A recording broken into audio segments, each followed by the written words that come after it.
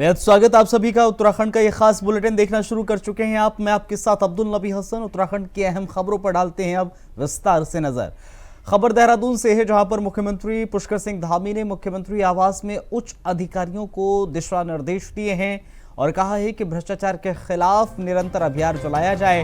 Toll free number 1064 का व्यापक स्तर पर प्रचार भी किया जाए।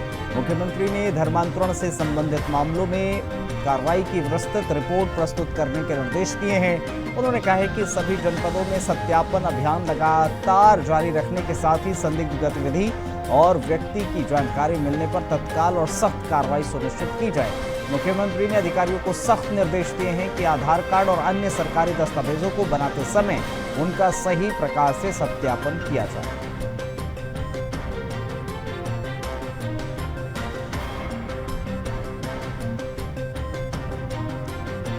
मुख्यमंत्री पुष्कर सिंह धामी ने अधिकारियों के साथ बाकायदा एक हाई लेवल मीटिंग की है। इस मीटिंग में दिशा निर्देश उच्च अधिकारियों को जारी किए गए हैं। भ्रष्टाचार के खिलाफ जो अभियान लगातार उत्तराखंड सरकार चला रही है, उसमें किस तरह से कार्य आगे करना है और कैसे भ्रष्टाचार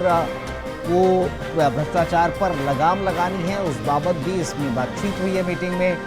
इसके अलावा और तमाम विषयों को लेकर इस मीटिंग में बातचीत हुई है। भ्रष्टाचार एक अहम विषय इस बैठक का रहा है।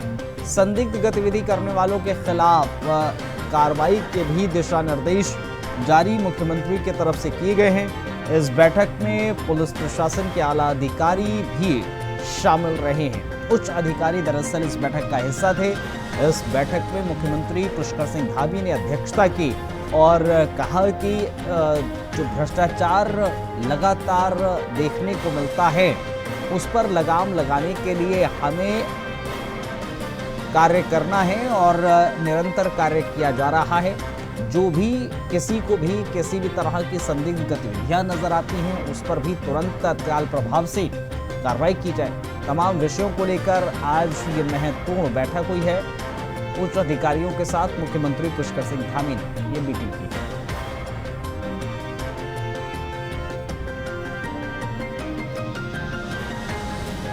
तो जानकारी हम आपको अभय कैंतुरा हमारे संवाददाता इस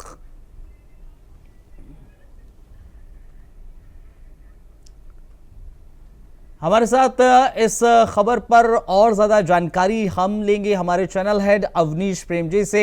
हमारे साथ इस वक्त फोन लाइन पर जुड़ गए हैं। अवनीश जी, आज की जो मीटिंग रही है उच्च अधिकारियों के साथ मुख्यमंत्री पुष्कर सिंह धामी की, क्या प्रमुख एजेंडा था इस मीटिंग का? दिशा निर्देश क्या कुछ जारी किए गए हैं? जरा डिटेल हमारे दर्शकों तक साझा कर सकते हैं? देखिए अब्दुल, मुख्यमंत्री लगातार अधिकारियों के साथ बैठक करते हैं। प्रतिदिन सुबह जो उच्च अधिकारी हैं उनके साथ रूटीन बैठक होती है, तो उसी में मुख्यमंत्री ने एक बड़ा संवेदनशील मुद्दा उठाया है। उन्होंने कहा है कि भ्रष्टाचार के जो भी मामले आ रहे हैं उसमें किसी भी स्तर का अधिकारी हो, नेता हो, उसके खिलाफ सख्त से सख्त कार्रवाई होनी चाहिए। उन्होंने अधिकारियों को निर्देश दिए हैं। दूसरा मैं ये बता दूं, जब से पुष्कर सिंह धामी मुख्यमंत्री बने हैं 150 से ज्यादा अधिकारियों के खिलाफ कार्रवाई हुई है। कई अधिकारियों को सस्पेंड भी किया गया है, गिरफ्तार भी हुए हैं और कई आईएएस ऐसे भी जो इस समय जेल के हवा खा रहे हैं। दूसरा, उत्तराखंड के आसपास के जो जिले हैं जो कि अन्य बॉर्डर से लगते हैं, यूपी से लगते हुए, इधर नेपाल से लगते हुए, वहां पर सत्यापन अभियान बड़े जोरों पर चलाया जाए। जो लोग गलत तरीके से रह रहे हैं बिना दस्तावेजों के उत्तराखंड में, उनके खिलाफ कार्रवाई की बात कही है। और सीधे तौर पर यह कहा गया है कि कोई भी बांग्लादेशी या और जो लोग यहाँ पर रह रहे हैं जिनके पास किसी तरह का कोई आधार कार्ड, कोई वेरिफिकेशन उसका नहीं की गई, ऐसे लोगों के खिलाफ भी सख्त कार्रवाई की जाए। तो भ्रष्टाचार और इसके साथ साथ जो जमीनें हैं जिन पर कब्जा किया गया है, सरकारी जमीनों पर कब्जा है, उस पर किसी तरह का भी निर्माण हो, चाहे वो धार्मिक हो या किसी व्यक्ति विशेष द्वारा किया गया हो, उसको तोड़ा जाए, उस जमीन को सरकार को दी जाए। ये 3 मुद्दे आज रहे और अधिकारी को स्पष्ट निर्देश इसमें दे दिए गए कि इसमें किसी तरह की कोई लापरवाही बर्दाश्त नहीं की जाएगी। जाहिर है, देखिए उत्तराखंड सरकार का जिक्र करें, केंद्र सरकार का जिक्र करें, डबल इंजन की सरकार उत्तराखंड के भीतर है और पॉलिसी साफ है गवर्नमेंट की कि जीरो टॉलरेंस, और यही वजह है कि खुद मुख्यमंत्री पुष्कर सिंह धामी इस पॉलिसी को लेकर अग्रसर हैं, आगे बढ़ रहे हैं। भ्रष्टाचार को लेकर हमने देखा है समय समय पर कई ऐसे वीडियोस भी वायरल होते रहे हैं, उत्तराखंड के भीतर भी अफसर भ्रष्टाचार में संलिप्त नजर आए हैं एंड ऑल। उसको लेकर आज जो दिशा निर्देश दिए गए हैं अहम माने जाएंगे उसको लेकर, और कहा गया है कि क्या सख्त रवैया अख्तियार किया जाए ऐसे लोगों के खिलाफ। देखिए बिल्कुल, दूसरा मैं आपको भ्रष्टाचार के कई मामले सामने आए, लेकिन भ्रष्टाचार के मामले सामने आने के बाद उनका खुलासा भी हुआ है, जो उसमें शामिल रहे उनके खिलाफ कार्रवाई भी अमल में लाई गई। अभी हाल ही में एक भ्रष्टाचार का मामला हरिद्वार में आया था, जिसमें 53 करोड़ का घोटाला था। उसकी जांच लगभग पूरी हो चुकी है, उसमें भी कई अधिकारी लपेटे में आने की उम्मीद पूरी तरह है।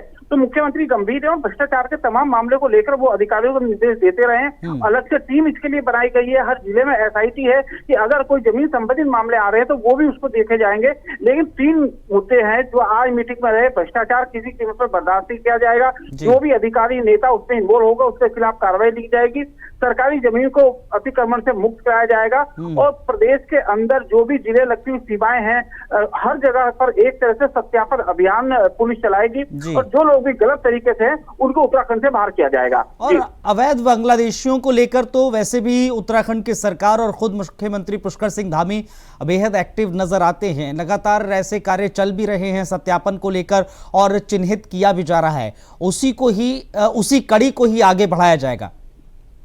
देखिए बिल्कुल, बांग्लादेश की हम बात करें, वहां के भी हरिद्वार और देहरादून में पिछले दिनों देखा जाए तो 50 से ज्यादा परिवार ऐसे थे जिनको गिरफ्तार किया गया था। उनके पास किसी तरह का कोई प्रमाण नहीं मिला और उन्होंने स्वीकार किया कोई बांग्लादेश से यहाँ पर अवैध रूप से रह रहे थे। तो अभियान जारी है। इसके साथ साथ किराएदार जो हैं, जो अलग अलग क्षेत्रों में लोग रह रहे हैं, उनका सत्यापन की कार्रवाई भी की जा रही है। हर संडे को पूरे प्रदेश में ये अभियान पुलिस चलाती है। चलिए, बेहद शुक्रिया आपका हमें ज्वाइन करने के लिए, हमारे दर्शकों तक इस खबर को साझा करने के लिए बहुत बहुत धन्यवाद, बहुत शुक्रिया।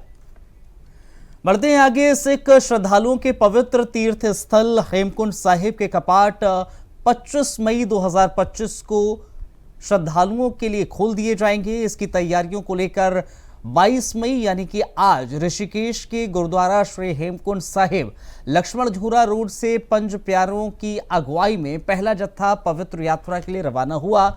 इस भव्य आयोजन में उत्तराखंड के राज्यपाल लेफ्टिनेंट जनरल गुरमीत सिंह और मुख्यमंत्री पुष्कर सिंह धामी की मौजूदगी रही। यात्रा वाहनों को हरी झंडी दिखाई गई। इस मौके पर संत समाज, सिख समुदाय के प्रतिनिधि और स्थानीय जनप्रतिनिधि भी शामिल रहे। इस दौरान मुख्यमंत्री पुष्कर सिंह धामी और राज्यपाल लेफ्टिनेंट जनरल गुरमीत सिंह ने क्या कुछ कहा है वो भी सुन लीजिए। पूरी दुनिया हमको सुन रही है आज। मैं पूरी दुनिया को, पूरी मानवता को इन्विटेशन देना चाहता हूँ कि अगर आपने दिव्यता, स्पिरिचुअलिटी, नेचर, इसकी सुंदरता को देखना है तो उत्तराखंड आए। अगर आपने देखना है कि किस प्रकार किसी भी टूरिस्ट को, किसी भी अतिथि को देवता के रूप में देखा जाता है, अगर वो अनुभव करना है तो आप उत्तराखंड आए। आपको तो याद होगा जब 9 नवंबर को राज्य का स्थापना दिवस था, उस वक्त में माननीय प्रधानमंत्री जी ने बहुत सुंदर 4 आग्रह किए थे जो माननीय मुख्यमंत्री जी ने बताया। मैं एक बार फिर नम्रतापूर्ण आप सबसे साझा करना चाहता हूं कि वो 4 आग्रह क्या थे। उन्होंने कहा कि सफाई, स्वच्छता, प्लास्टिक से परहेज। उन्होंने कहा कि लोकल उत्पाद, उनका समर्थन।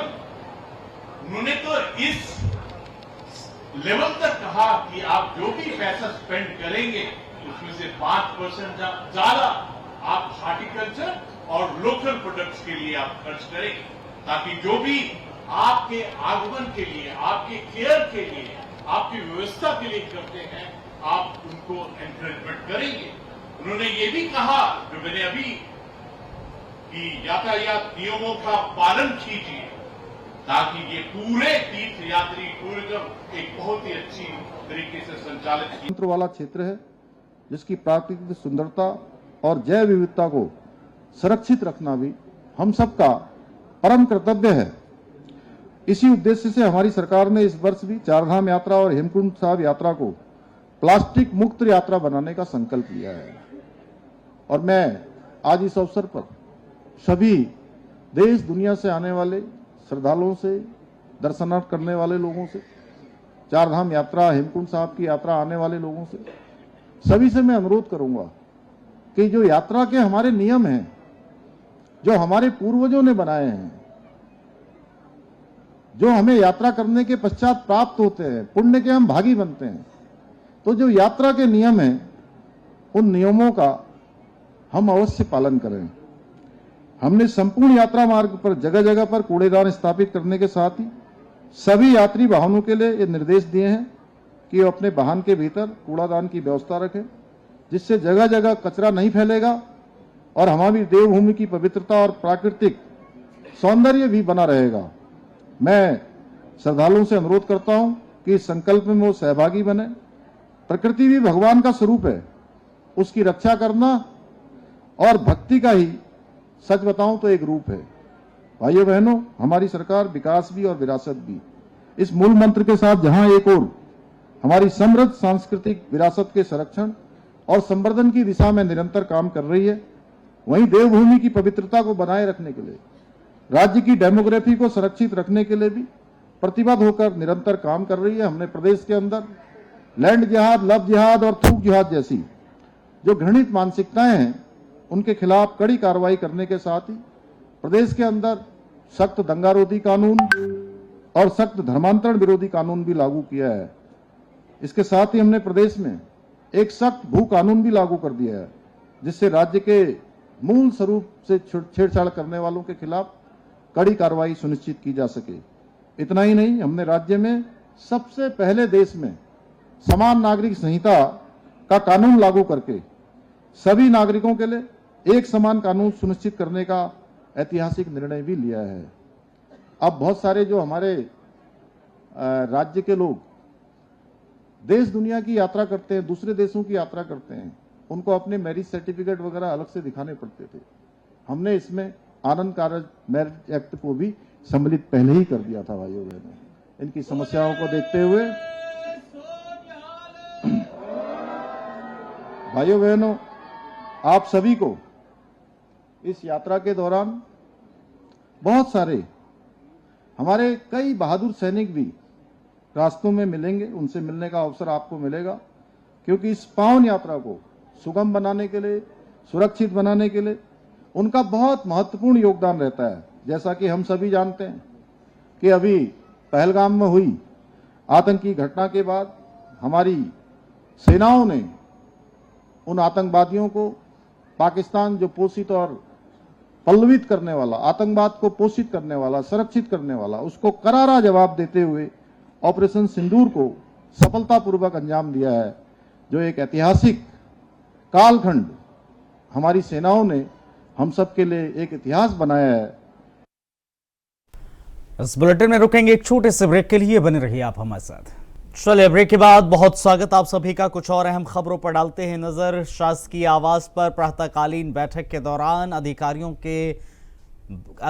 को भ्रष्टाचार के खिलाफ अभियान को और अधिक प्रभावी ढंग से संचालित करने और धर्मांतरण के संबंधित मामलों में अब तक की गई कार्रवाई की विस्तृत रिपोर्ट प्रस्तुत करने के निर्देश दिए गए हैं। अधिकारियों को निर्देश दिए गए हैं। सत्यापन अभियान लगातार जारी है।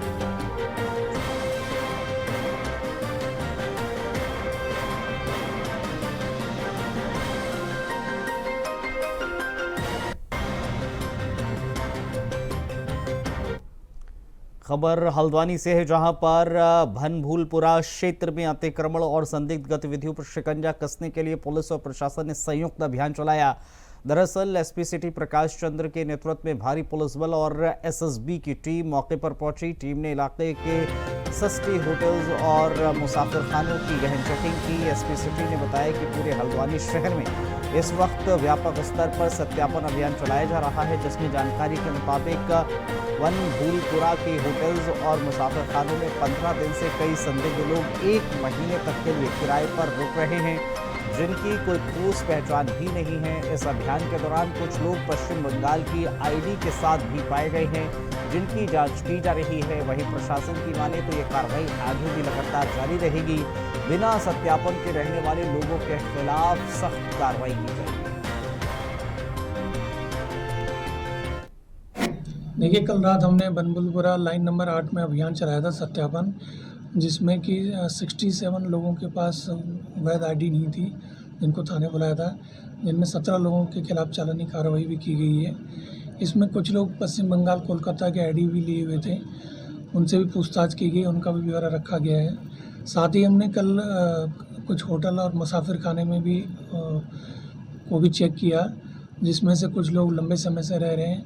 वो क्या काम करते हैं, क्या उनका यहाँ आने का मकसद था, इस पर भी उन्हें थाने बुलाकर पूछताछ की गई है। तो सर, इसमें कोई बांग्लादेशी की होने की भी पहचान हुई है क्या? नहीं, अभी तक कोई बांग्लादेशी नहीं पकड़ा गया है, लेकिन हमारा ये अभियान निरंतर जारी रहेगा। खबर हल्द्वानी से, जहां पर कटघरिया के भगवानपुर जय सिंह स्थित मां भगवती कॉलोनी में एक गाय ने 2 मुंह और 3 आंख वाली बछिया को जन्म दिया है। यहां ये बछिया क्षेत्र में कौतूहल का विषय बनी हुई है। तो वहीं गाय के स्वामी हेमा बिष्ट के मुताबिक बछिया गुजरात की गिर नस्ल की पैदा हुई है। क्षेत्र के लोगों का कहना है कि उन्होंने अपने जीवन में ऐसा चमत्कार पहली बार देखा है। वहीं गाय स्वामी का कहना है कि जब बछिया पैदा हुई तब उसकी मां को दिक्कतों का सामना करना पड़ा और पशु चिकित्सकों की निगरानी में बच्चे को जन्म दिया। उनका कहना है कि हजारों पशुओं में ऐसा होता है, इसे सिफेली कहते हैं।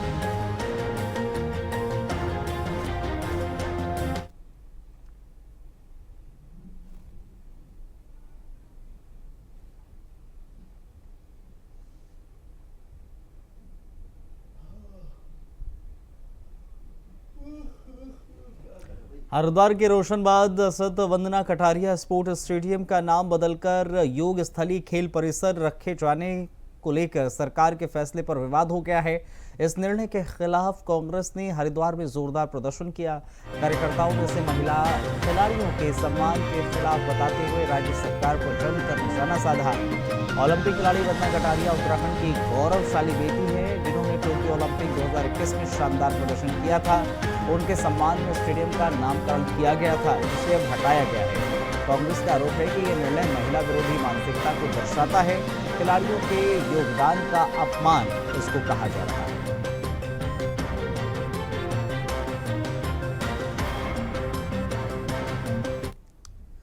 देहरादून से गर्व से भर देने वाली खबर सामने आई है। उत्तराखंड के 3 एनसीसी कैडेट्स ने दुनिया की सबसे ऊंची चोटी माउंट एवरेस्ट पर सफलतापूर्वक फतह हासिल कर ली है। 18 मई 2025 को इस ऐतिहासिक उपलब्धि को हासिल कर इन युवाओं ने न सिर्फ अपने साहस और दृढ़ता की मिसाल पेश की है, बल्कि ये भी साबित कर दिया कि अगर सपनों में विश्वास हो और मेहनत की जाए तो कोई भी लक्ष्य असंभव नहीं है। एवरेस्ट पर चढ़ाई करने वाले ये 3 कैडेट्स वीरेंद्र सामंत, जो उत्तराखंड वाहिनी देहरादून 29 साल के हैं, कैडेट मुकुल बंगवाल हैं और कैडेट सचिन कुमार हैं। मुख्यमंत्री ने इन जाबाज कैडेट्स को शानदार उपलब्धि के लिए बधाई भी दी है। उनका कहना है कि इन्होंने पूरे प्रदेश और देश का नाम रोशन किया है। टिहरी जिले के रोहित भट्ट ने आज सुबह एवरेस्ट आरोहण कर दिया। दुनिया की सबसे ऊंची चोटी माउंट एवरेस्ट, जिसकी ऊंचाई तकरीबन 8,848.86 मीटर है। रोहित भट्ट ने आज 22 मई 2025 को सुबह 8:15 पर सफलतापूर्वक आरोहण करके भारत का राष्ट्रीय ध्वज फहराया है। उन्होंने 29 पर्वतारोही को जो शहीद हो चुके थे उनको वहां श्रद्धांजलि भी अर्पित की है। रोहित भट्ट ने ऐसे सफल आरोहण में उनके साथ शेरपा और उनके 2 साथी मौजूद रहे।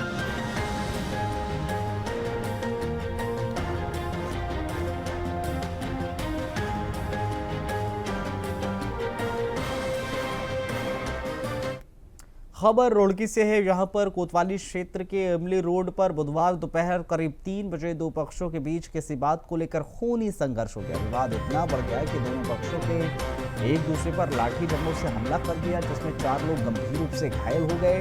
घटना के बाद दोनों पक्ष रोहतकी कोतवाली पहुंचे, एक दूसरे के खिलाफ कार्रवाई की मांग करते हुए तहरीर दी। पुलिस ने घायलों को उपचार के लिए सिविल अस्पताल में भर्ती कराया और मामले की जांच शुरू कर दी। इलाके में तनाव का माहौल बना।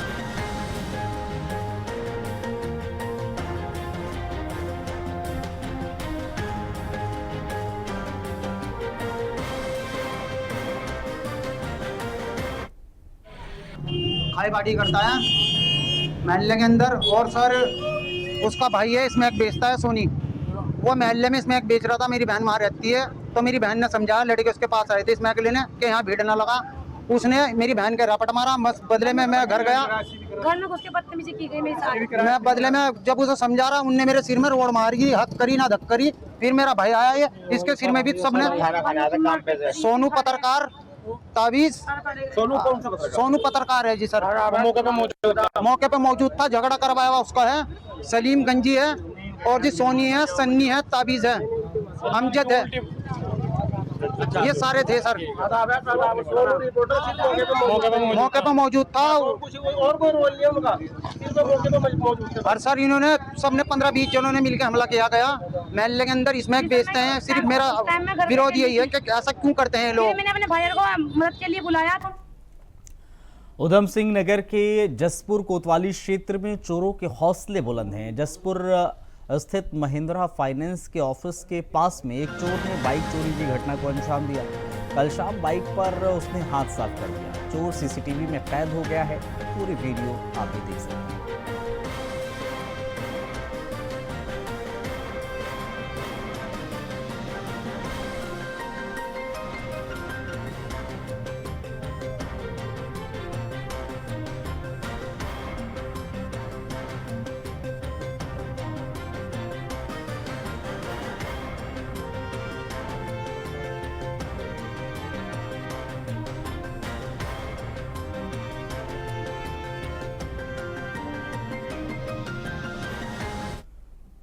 खबर पौड़ी जनपद के बीरोखाल क्षेत्र के रसिया महादेव से सामने है।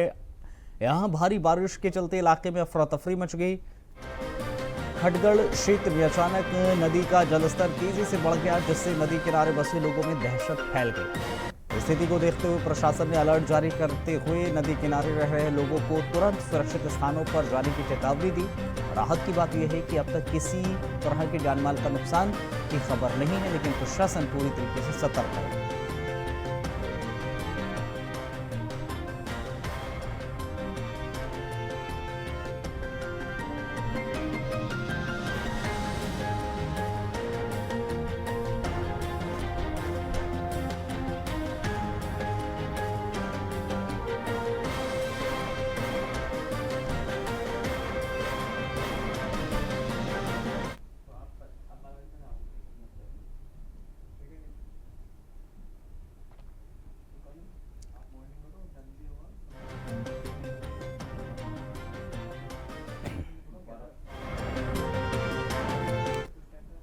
उत्तराखंड के उत्तरकाशी जिले से इस वक्त की एक बड़ी खबर सामने आई, जहां पर बलकोट क्षेत्र के खराड़ी में बादल फटने की घटना से इलाके में अफरा तफरी मच गई। भारी बारिश के चलते सड़क पर मलबा आ गया, जिससे यातायात पूरी तरीके से बाधित हो गया। सड़क के दोनों ओर सैकड़ों वाहन फंस गए, लोग परेशान नजर आए। राहत की बात यह है कि अब तक किसी तरह के जानमाल का नुकसान नहीं हुआ।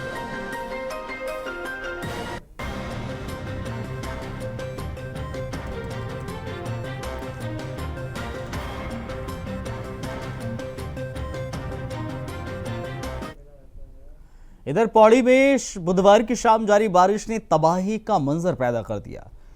बीरोखाल के रसिया महादेव क्षेत्र में बारिश के चलते अफरा तफरी का माहौल बन गया। खटगल क्षेत्र में कहानी नदी का जलस्तर अचानक बढ़ने से लोगों में दहशत फैल गई। स्थानीय प्रशासन ने स्थिति की गंभीरता को देखते हुए नदी किनारे रह रहे लोगों को सुरक्षित स्थानों पर जाने की सख्त चेतावनी दी।